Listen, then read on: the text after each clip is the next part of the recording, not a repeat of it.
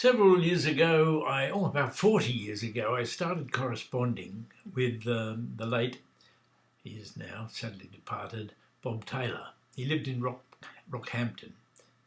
Several years ago, nearly 40 actually, I started corresponding regularly with a bloke called Bob Tayor who lived in Rockhampton.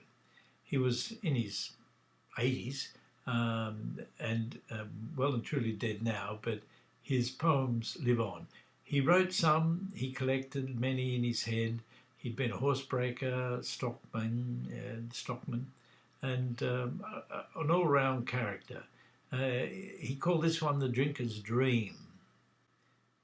Do you remember that dreadful drought of '63, the year the sun burnt the rocks in the back country, the year the sand fused to glass, and the sun burnt that strip right down Murchison Pass? Well, I was there in that terrible heat, where the borders of West and South Australia meet, about 900 miles from Unapelli, yes. That was the time that I met Ned Kelly. Out of that terrible hell-hay fog strode Kelly, his arms loaded with grog. "I'm Kelly, all right," he said to me, "and I'm half as dead as you'll ever be. For 95 years I've wandered this place looking for a suitable drinking mate." "Well, you found him now," I quickly said. "How about we put some of those bottles to bed?" Well, we sat in the sun and we talked for days, how men had guts where they now wear stays. Then came the sound of marching feet.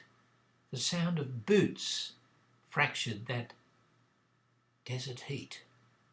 And out of that terrible, terrible haze, it was old Paddy Hannon, God spare me days, followed by Thunderbolt and Burke and Wills,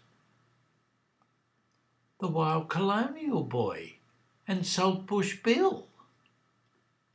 Next came Henry Lawson and Ludwig Leichhardt, who said, "Lassiter's coming, but he said it's okay to start. We've invited some mates from the desert nearby. They're all decent fellas. Here's mud in your eye." Next came a green-coloured kangaroo with an overweight wombat that did a soft shoe, a dignified dingo with performing fleas, and a big fat galah that sang off key, and a big black snake sang Old Anxiety while a marsupial mouse with its nose twitched time. Yes, we sat in the sun for over a week with the finest blokes you ever would meet.